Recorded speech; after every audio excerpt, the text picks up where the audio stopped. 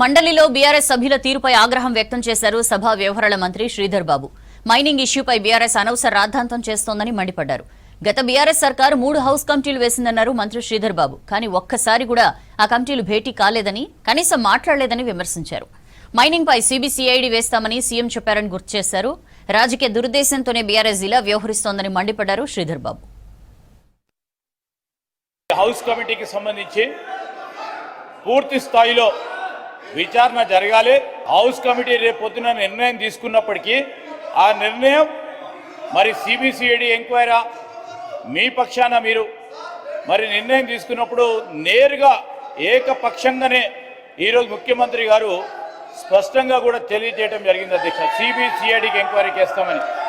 ఈరోజు CBCID enquiry 2014 నుంచి ఇప్పటి వరకు కూడా ఎక్కడైతే తప్పు జరిగిందో ఆ తప్పులు వెలికి తీయడానికి, అదేవిధంగా రెవెన్యూ పరంగా ఈరోజు మైనింగ్ విషయంలో ఎక్కడ ఇలాంటి ల్యాబ్సెస్ జరిగినాయో పూర్తి స్థాయిలో తేట తెల్లంగా బయటికి తీసుకురావాలనే ఉద్దేశంతోనే మొన్న గౌరవ ముఖ్యమంత్రి రేవంత్ రెడ్డి గారు సిబిసిఐడి ఎంక్వైరీ చేశారు. అధ్యక్ష, ఈరోజు పెద్దలకు తెలుసు హౌస్ కమిటీకి సంబంధించిన అంశం విషయంలో హౌస్ కమిటీలు వారి ప్రభుత్వ హయాంలో 3 మార్లు కూడా హౌస్ కమిటీ వేయటం జరిగింది.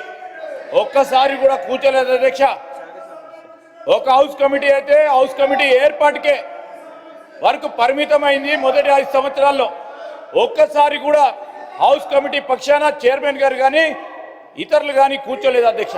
నివేదిక రాలేదు, రిపోర్ట్ రాలేదు.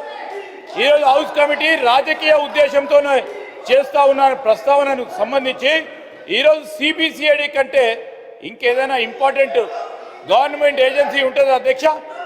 ఈరోజు ఇన్వెస్టిగేషన్ చేయాలి. ల్యాబ్సెస్ జరిగిన సంబంధించిన అంశం విషయంలో రాష్ట్ర పరిధిలో ఉన్న అత్యున్నతమైన సంస్థ వారు కూడా సిబిసిఐడి సంస్థకు సంబంధించి అధికారంలో ఉండి 10 సంవత్సరాల కాలం పాటు ప్రభుత్వాన్ని నడిపిన వ్యక్తులు వారికి సిబిసిఐడికి సంబంధించిన సంస్థ విశేషత గురించి తెలియదని అనుకుంటాం అధ్యక్ష.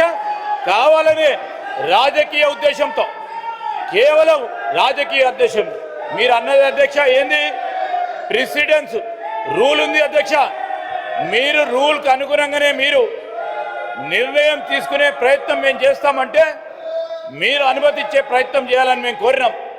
ప్రెసిడెన్స్ లేదు పెద్దల సభ కనుక ఇలాంటి అప్రజాస్వామికమైన ప్రెసిడెన్స్ తీసుకురాకుండాని గౌరవ సభ్యులకు కూడా తెలియజేస్తాం.